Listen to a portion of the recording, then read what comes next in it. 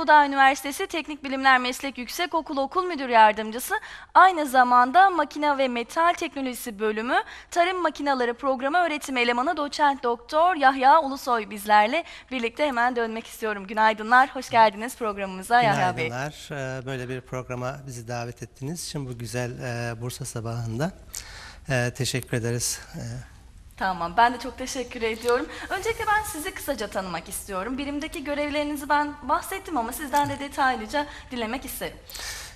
Demin söylediğiniz gibi Teknik Bilimler Meslek Yüksekokulu'nda yaklaşık 3,5 dönemlik bir müdür yardımcılığı devam etmekte. Aynı zamanda makine metali bölümü alt programı olan Tarım Alet Makineleri programında öğretim görevliyim. Yaklaşık 20 yıldır Bursa'da görevimi ifa etmekteyim. 2 yıllık bir okuluz bildiğiniz gibi. Örgün ve ikinci öğretim öğrencilerimiz var. Yoğunluk oranımız iyi. Öğrencilerin bize Türkiye ölçütlerine göre izlemeleri ve doluluk oranımız çok iyi durumda. Biraz da eğitim anlayışınızdan ve bölümden bahsedelim istiyorum. Evet. Eğitim anlayışımız özellikle Bursa'da olmamız bizim için büyük bir şans. Sanayi kenti, Sanayi ve aynı tarım. zamanda. Şimdi normalde biz Bursa'nın tarım değil de sanayi kenti olduğunu biliyoruz. Çünkü ön planda tümüyle her konu, her gündeme gelişinde otomotiv sanayi çok ön plana çıkartılır. Ama bir binayı düşünün ki alt temeli tarımdır.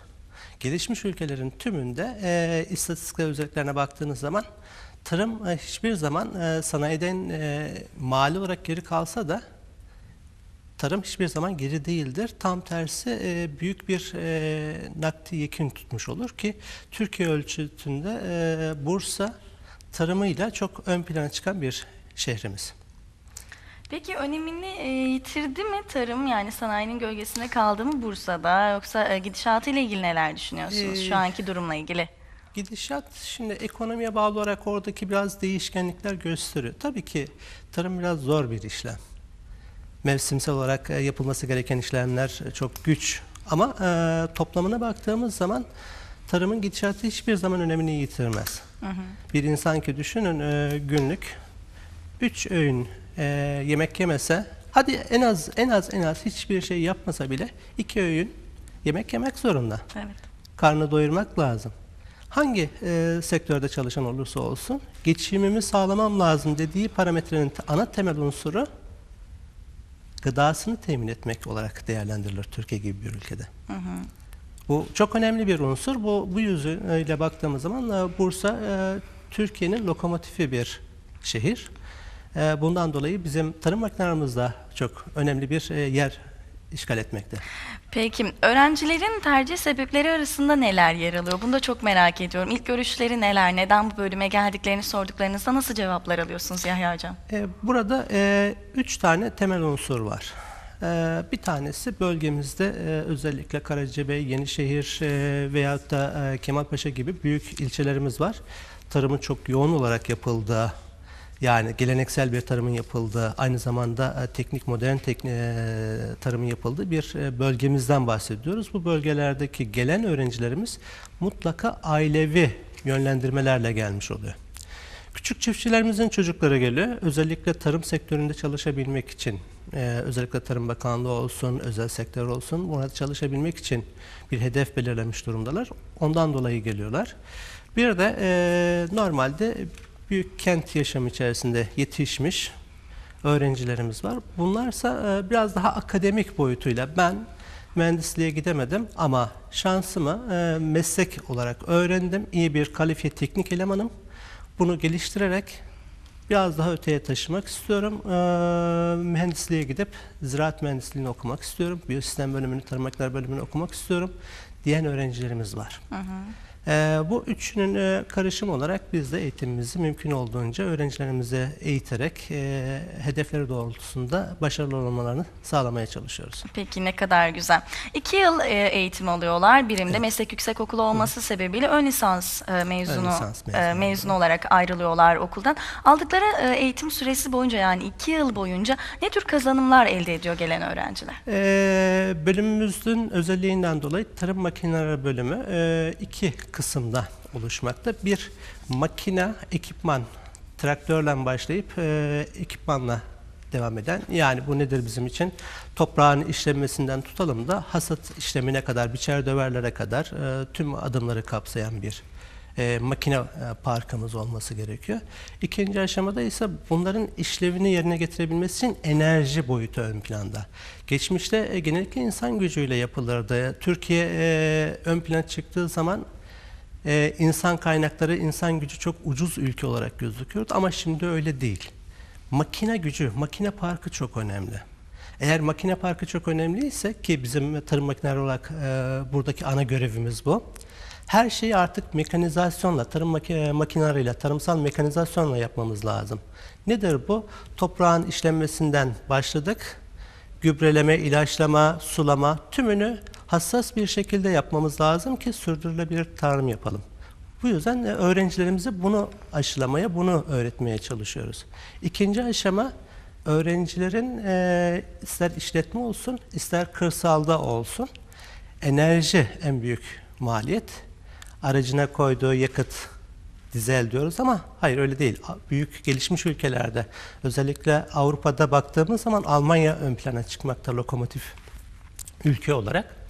Biyodizel çok büyük bir yer kapsamakta. Biyodizel üretimine, dün atık tavalardan attığımız yağı bugün biz biyodizele dönüştürüp onu kullanımını nasıl kullanabileceğimizi gösteriyoruz.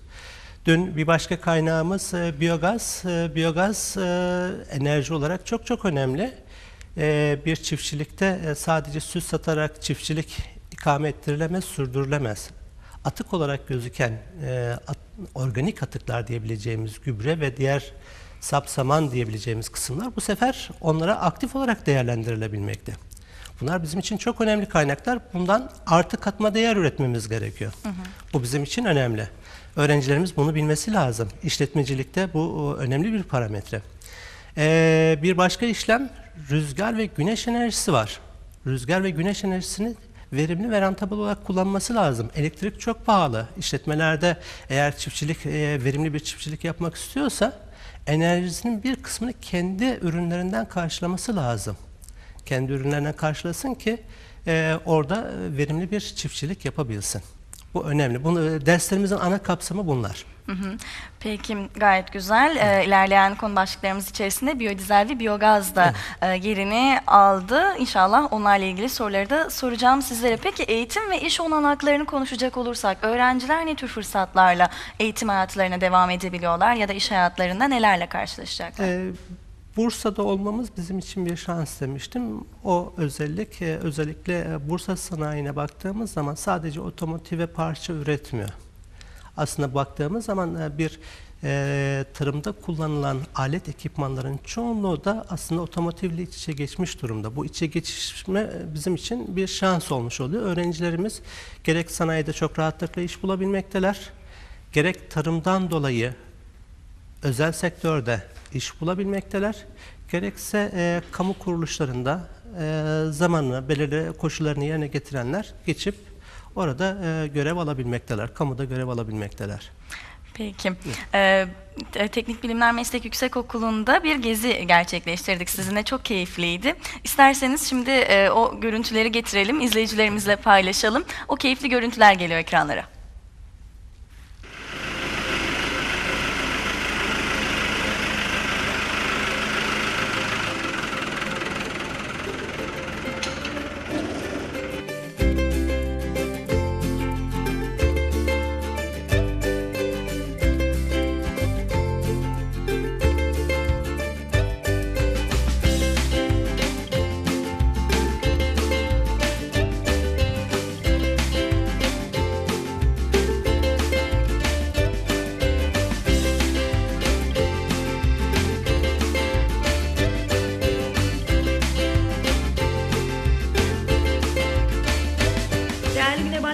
Ekran izleyicileri hepinize merhabalar. Bugün Uludağ Üniversitesi Teknik Bilimler Meslek Yüksekokulu'ndayız. Tarım Makineleri Atölyesi'ndeyiz. Yanımda Yahya Hocam var. Hemen dönmek istiyorum kendisine. Hocam merhabalar. Merhabalar, hoş geldiniz. Hoş buldum. Gayet güzel, hava da çok güzel. Çok da güzel, keyifli bir gezi olacak, söyleşi olacak bizler için de. Bir sürü alet, makina görmekteyiz. Biraz bize bulunduğumuz yerle ilgili bilgi verir misiniz ama öncesinde kısaca kendinizden de bahseder misiniz? İsmim Yahya Ulusoy. Tarım Alet Makineleri bölümünde öğretim görevlisiyim. 3 tane hocamız bulunmakta. Bizim buradaki 2 yıllık süreç içerisinde baktığımızda öğrencilerimize genellikle tarımsal üretimle ilgili ve tarımda kullanılan traktör veya ona benzer güç makineleri konusunda eğitim vermekteyiz. İçerisinde bulunduğumuz atölyede güç makineleri yani traktör ve traktör ekipmanları konusunda bir atölyemiz. O atölye içerisinde bulunmaktasınız. Burada özellikle ülkemizde üretilen traktörlerin değişik parçaları var. Farklı motorların ekipmanları öğrencilerimize ders kapsamında kullanacakları traktörlerin parçalarını gösterebilmekteyiz. İkinci kısımda traktör ve özellikle tarlada kullanılan sürümden, toprak sürümünden başlayıp da hasada kadarki tüm makinelerimiz bulunmakta. Onlarla ilgili öğrencilerimizi elimizden geldiğince yetiştirmeye çalışıyoruz. Çok güzel. Peki birazdan bir sürü öğrenci de bize eşlik ediyor değerli izleyicilerimiz. Zannediyorum 6-7 öğrenci de bizlerle birlikte bu sene kayıt olmuş ve ilk senesinde olan öğrencilerle de söyleşi gerçekleştireceğiz daha sonra. Ama onun öncesinde şunu da sormak istiyorum. Çok güzel bir aslında avantaj. Mesleki eğitim dediğimizde uygulamalı olması da büyük bir avantaj. En azından akademik eğitim için, üniversite eğitimi için. Öğrencilerin tercihlerinde kıstasları neler? Soruyor musunuz bununla ilgili? Ne tür cevaplar aldınız? Neden tercih etmişler bölümü mesela? Tabii ki. Şimdi sen meslek lisesinden gelen öğrencilerimize baktığımız zaman iki grup öğrencimiz var. Bunlardan birinci grubu tarım ziraat liselerinden gelmekte. Yani bizim tarım makineleri karşılığında. İkincisi makine eğitimi alan öğrencilerimiz gelmekte. Bizim avantajımız makine bölümlerine göre yeni bir gömlek giymiş olurlar. Özellikle ülkemiz bir tarım ülkesi. Tarım ülkesinde baktığımız zaman traktörlere özellikle konforuyla, donanımıyla, fiyatlarıyla özellikle baktığımız zaman lüks arabalardan eksik kalmıyor. Bugün zaten ders kapsamında traktör bilgisi, traktör tanımına dersimiz bulunmakta. O kapsamda baktığımız zaman kullandığımız ekipmanlar artık çağa uygun modern ekipmanlar kullanmış oluyoruz. Bu bizi sevdiğimiz tarafı öğrencilerimizden de özellikle bölgemizdeki büyük çiftçi çocuklara veyahut da Konya ilintili öğrencilerimiz burada öğrenmekte. Tümü değildir tabii ki ama çoğunluğu baktığımız zaman çiftçi çocuğu veyahut da konuyla ilgili öğrencilerimiz. Ne güzel. Yani baba mesleği deyip edinip de o şekilde de bu alanlara yönelen öğrencileri görmekteyiz. Tarımla ilgili. Peki iş ve istihdam dediğimizde bu bölümden mezun olanları eğer ilerletmek isterlerse ön lisans yapmak isterlerse ne tür fırsatlar var ve nasıl yapacaklar? Zannediyorum dikey geçişli. Evet. Onun dışında da iş ve istihdam dediğimizde ne tür olanaklara sahipler, nerelerde çalışabilirler? Şimdi bizim demin söylediğimiz ilk başlangıcı dönmek gerekirse öğrencilerimiz buradan kendi eşit olarak aynı düzeydeki öğrencilerle dikey geçiş sınavına girmekteler. İsteyen öğrencilerimiz biyosistem veya tarım bölümlerine okuyabilmekte. Oradan 4 yıllık mezun yoluna devam edebilmekte.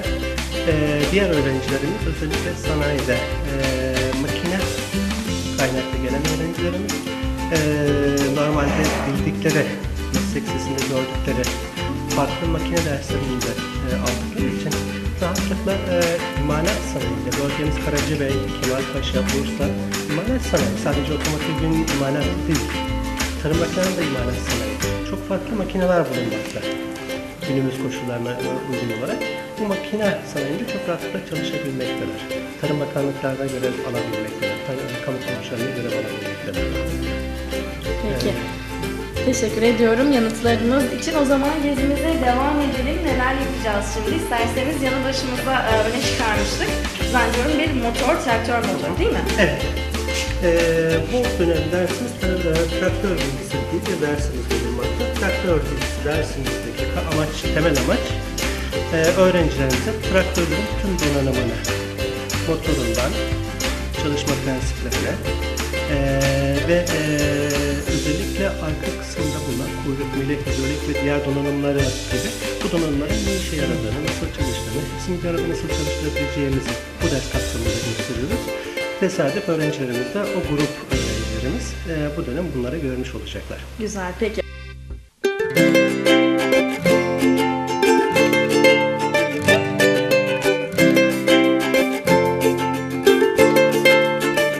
Burada diğer bir örneğimiz tarımsal enerji ve çevre dersimiz var. Tarımsal enerji ve çevre dersi kapsamında kırsal bölgede, elektriğin olmadığı bir bölgede, çiftlik içerisinde veya çiftlik dışarısında otomatik kontrol sistemlerini nasıl kullanabiliriz? Onunla ilgili küçük bir örneğimiz bulunmakta. Güneş paneli aracılığıyla gerek bunu bir akü yardımıyla depolayabilir, gerekse dönüştürücü sistemle 220'ye dönüştürüp çok rahatlıkla kullanabilirler.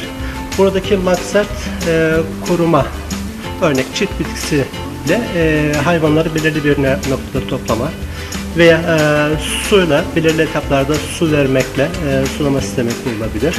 Otomatik kontrol sistemlerini devreye alıp devreden çıkartabilir.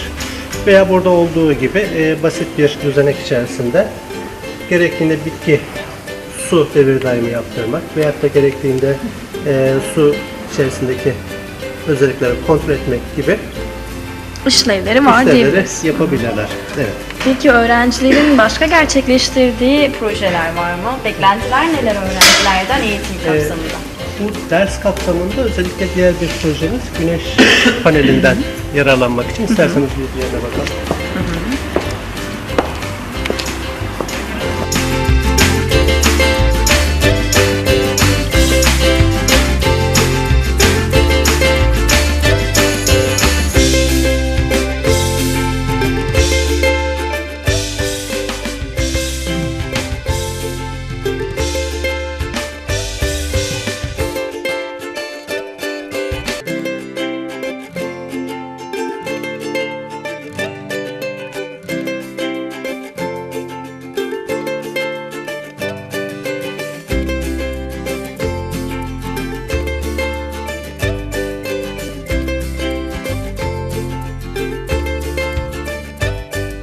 Güzel.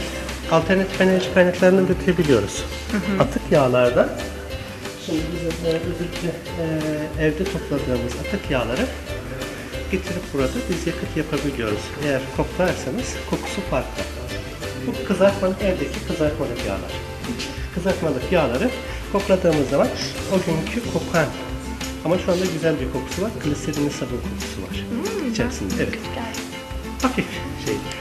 Kötü kokusu bazen içerisinde öyle bir köfte yapılmıştır. O bekleyen yağ ister istemez biraz kötü kokuyor.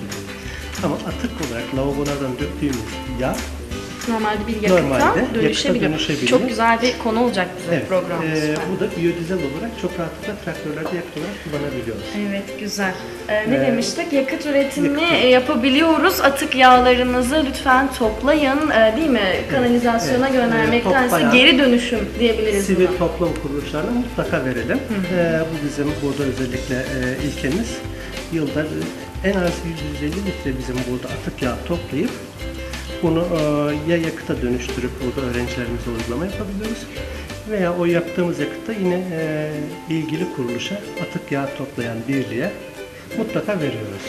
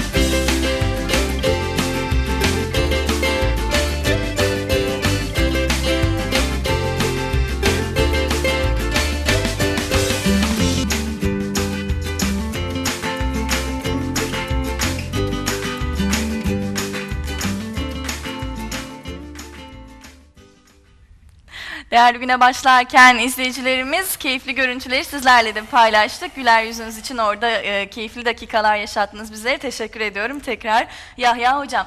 Dönelim şimdi, orada uygulamalı bir atölyede gezimizi gerçekleştirdik. Bir sınıfa girdik, orada da bir sürü materyal gördük. Makineler özellikle ağırlıktaydı ki öğrencilerin çalışmalarını da soracağım ilerleyen sorularımda, ama uygulamanın mesleki eğitimde, uygulamalı eğitimin önemi nedir? Dilerseniz buradan başlayalım.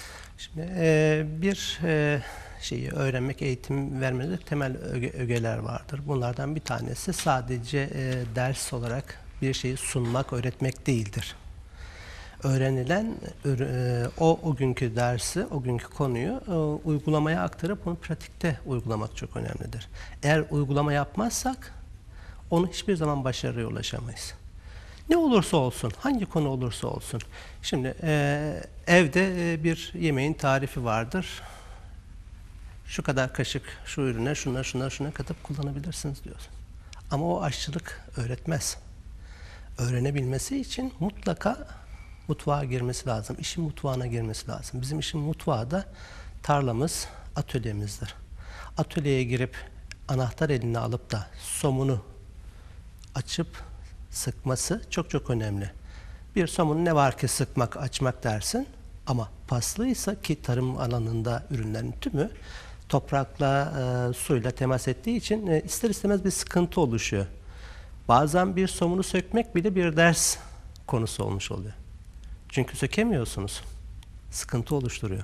Veya tarlada çalışırken şu koşullara dikkat edeceksiniz diyorsunuz, ama orada uygulama yaparken birebir aynısı olmuyor. Tek tek deneyim, tecrübe olmuş oluyor orada. O yapılan şeyler öğrencinin hafızasına kaydedilmiş oluyor. Bir sonraki dönemde yaşamında onlar onun yol haritası gibi olmuş oluyor. Yapacağı işler bir önceki o pratik uygulama, ister yanlış olsun, ister doğru olsun. Her şey doğru olacak diye bir şey değil. Deneyim olarak çok tecrübe kazanma, her şeyi doğru yapacak değil. Bir kaynak atarken kaynak makinesini çalıştırmak, kaynağı tutmak, elektrodu tutmak bile önemli bizim için. Bunların her biri birer tecrübe. Onun için uygulamalarımız çok önemli. Peki teorinin yanında uygulamada gerçekten önemli mesleki eğitimde dediğiniz gibi. Peki şimdi görüntülerden de aklımda kalanlar ve çalışmaları soracağım demiştim. Öğrencilerin çalışmalarına değinelim istiyorum. Özellikle o şırıngayla kepçe tasarımı gerçekten çok ilgimi çekmişti. Siz de hatırlarsınız, üzerine de çok konuşmuştuk. Dilerseniz ne tür çalışmalar yaptılar? Onlardan bahsedelim. Bizim özellikle gelen öğrenciler hepsi aynı ekonomik düzeyde değil. Eğitimde maalesef tam istediğimiz laboratuvar ortamlarını bazen oluşturamıyoruz. Birebir her şeyimiz çok iyi olsun isteriz, ama günümüz teknolojisi her zaman değiştiği için ister istemez biraz geriye de kalabiliriz. Ama bu değildir. Hiçbir zaman eksiğimiz yok diyemiyoruz.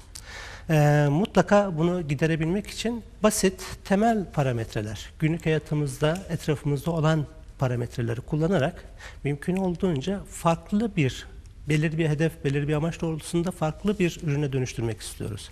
Örnek kepçe, demin örneği verdiniz. İlla ki büyük, metalden yapılacak, birebir çalışacak, pistonları, hidroliği ve kontrol üniteleri olacak diye bir şeyimiz yok.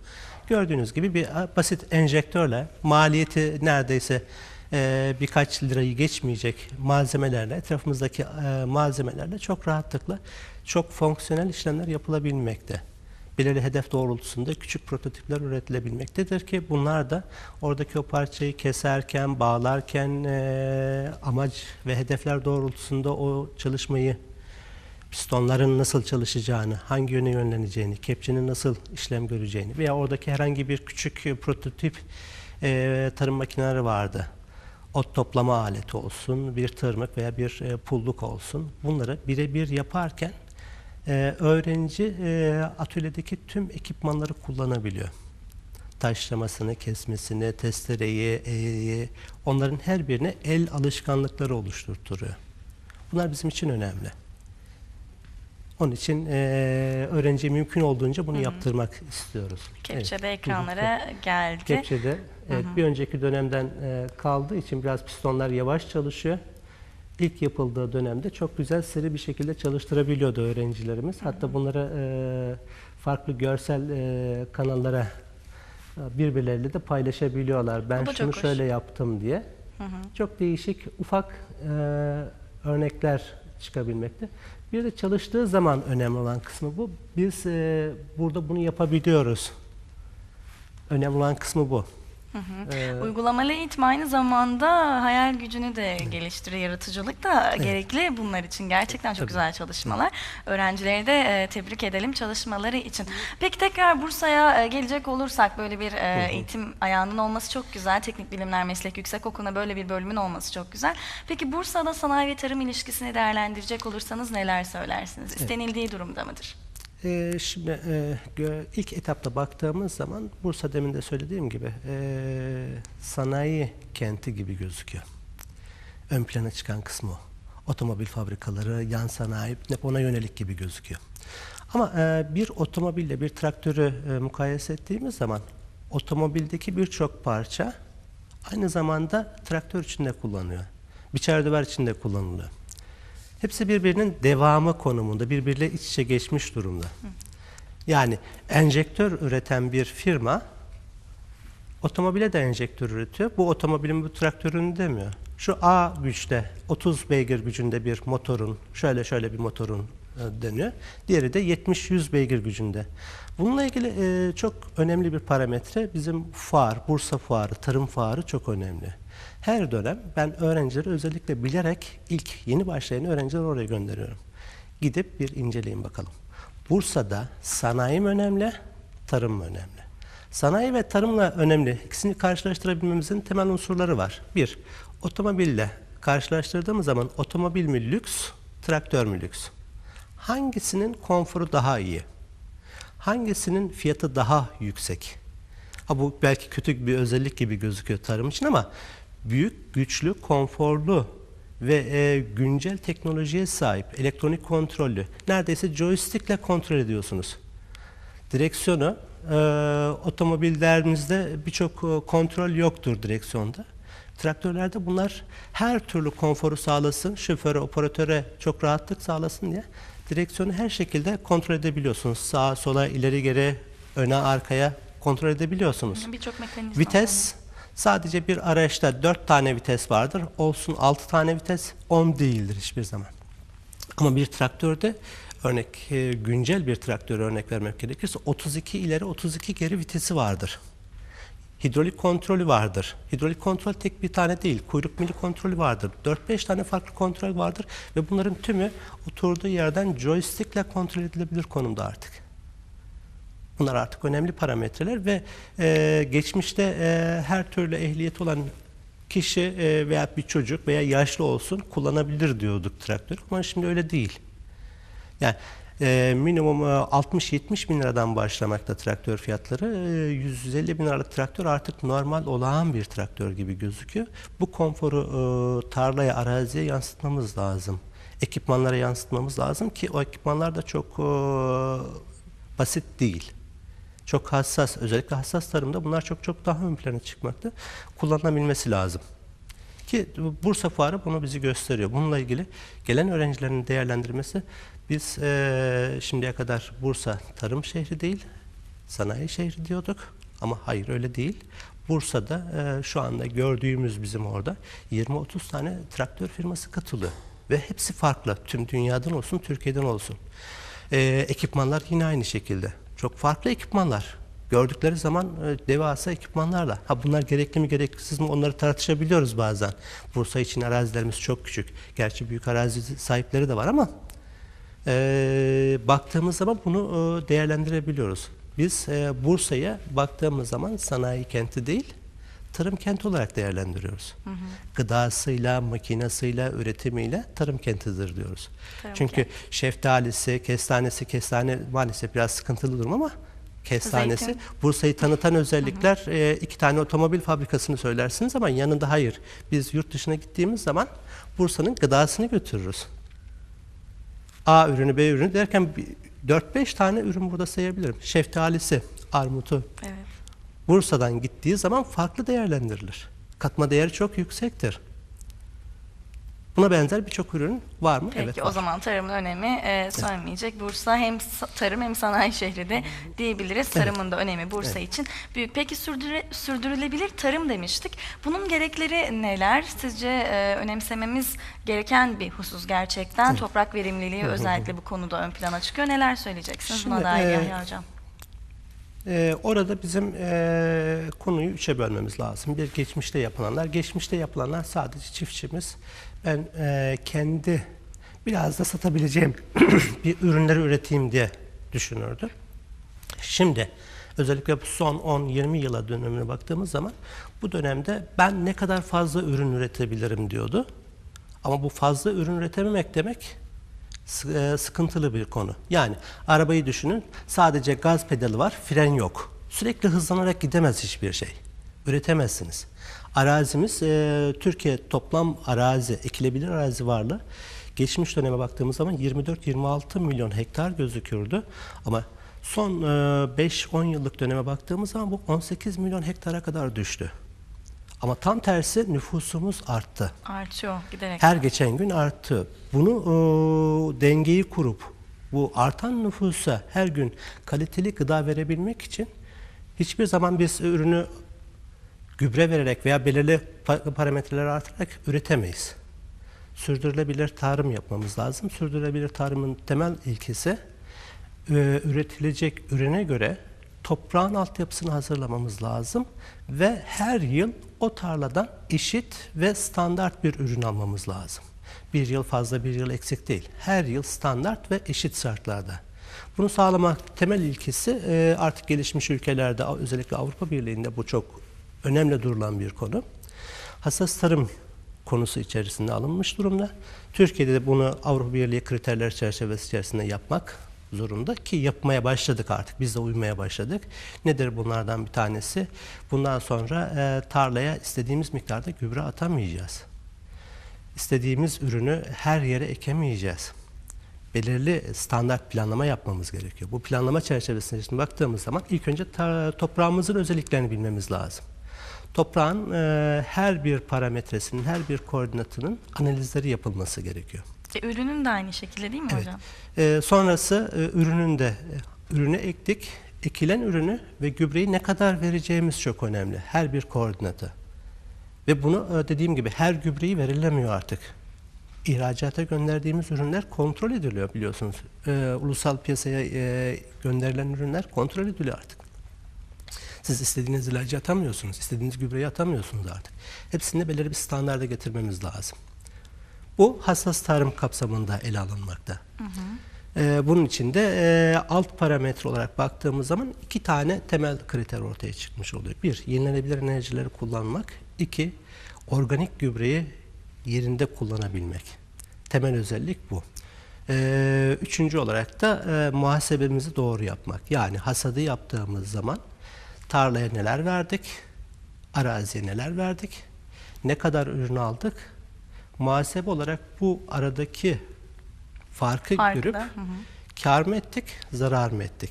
Bunun kıyaslamasını yapmak Evet, lazım. bunun mukayesesini yapıp bir sonraki yıl ona göre doğru bir yol elde etmemiz gerekiyor. Bu önemli bir parametre. Peki Yahya Hocam, süremizin de sonlarına yaklaşıyoruz yavaş yavaş. Öğrencilere mesajlarınız neler olacak? Bölümle ilgili neler söyleyeceksiniz? Son mesajlarınızı alalım. Öğrencilere özellikle tarım makineleri bölümü ve dolayısıyla müdür yardımcısı olarak Teknik Bilimler Meslek Yüksekokulu Bursa bölgesi içerisinde iyi bir okulumuz. Sanayi ile ilişkilerimiz çok iyi durumda. Özellikle bölgemizdeki sivil toplum kuruluşlarıyla ilişkilerimiz çok iyi durumda. Bundan dolayı tüm okul olarak baktığımız zaman öğrencilerimiz iyi bir altyapı eğitim görebilmekteler. İyi uygulama, sanayide uygulama yapabilmekteler. İş yeri eğitimi ve stajla iyi bir altyapı oluşturabilmekteler. Sonrası mezun olduklarında ki birçok öğrencimiz, birçok programdaki öğrencilerimiz bunun içerisinde tarım makineleri de dahil olmak üzere bitirdikleri anda, bitirmeden önce sanayiye gidip iş bulup çalışabilmekteler ki bitirdikten sonra zaten aranan eleman olmaktalar. Bu bizim için büyük bir şans, büyük bir fırsat diye düşünüyorum ben.